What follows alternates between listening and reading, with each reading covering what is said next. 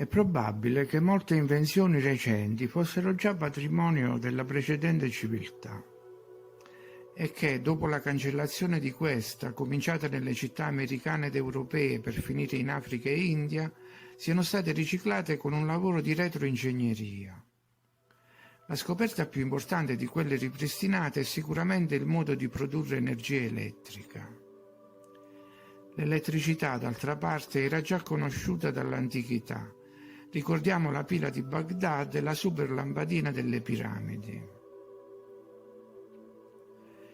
200 anni fa, quindi, è successo qualcosa, un azzeramento. Qualcuno sostiene che il reset dell'Ottocento sia dovuto a eventi naturali, infatti in Russia prevale la tesi del diluvio di fango, ma di certo in seguito è stato gestito dalle élite mondiali.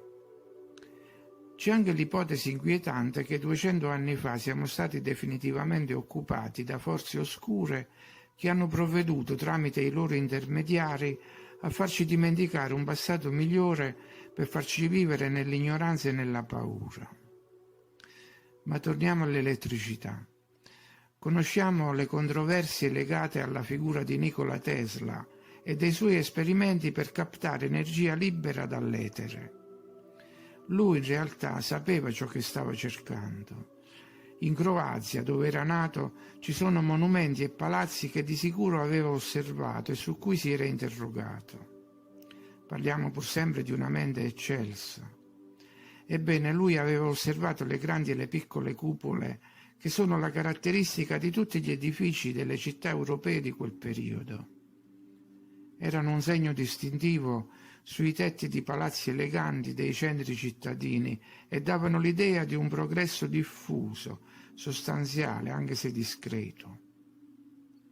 Ma qual era lo scopo di questi corpi sopraelevati che duplicavano i cupoloni delle chiese e di altri luoghi pubblici? L'idea che fossero postazioni di vedetta è presto accantonata. Siamo in città, nessuno stava di guardia su un palazzo centrale. Inoltre, spesso ci sono due cupole, un inutile doppione per la funzione di osservazione. Neppure erano semplici abbellimenti, le vediamo vuote, perciò che senso avrebbe avuto costruire la parte più significativa del palazzo e lasciarla vuota?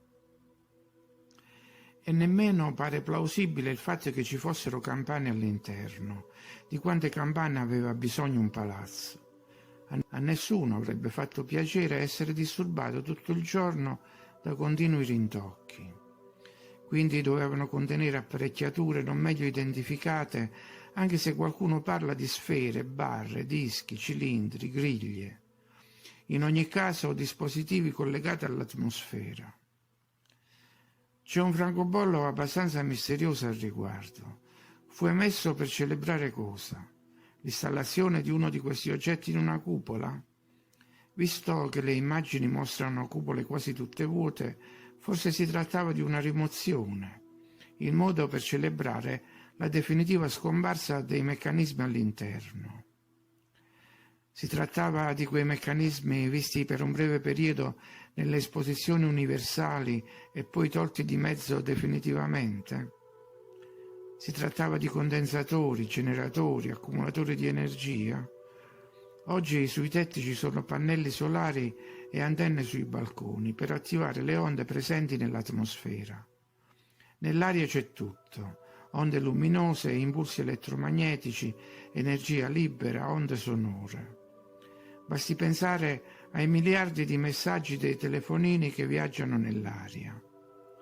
Forse le cupole servivano a proteggere i ricevitori di tali onde ed erano aperte per non creare interferenze. Anzi, i pilastri agivano da risonatori.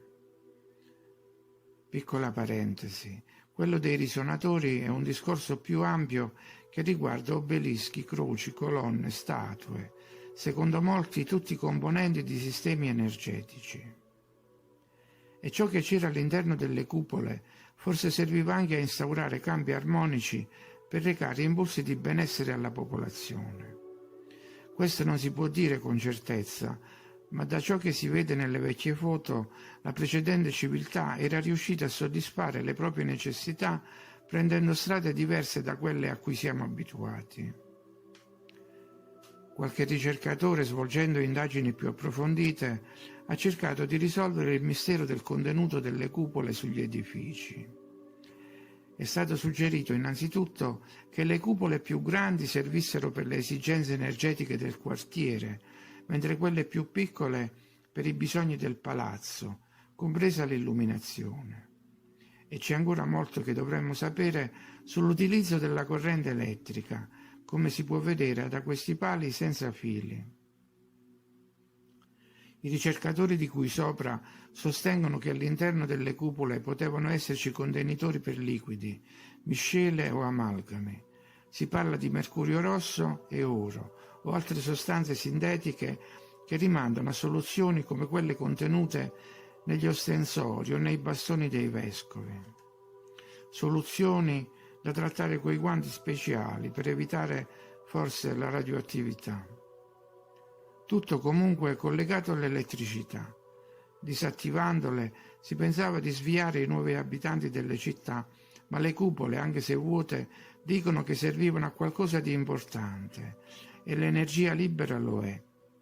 Tesla lo sapeva, ma per il nuovo mondo la parola libera non suonava molto bene.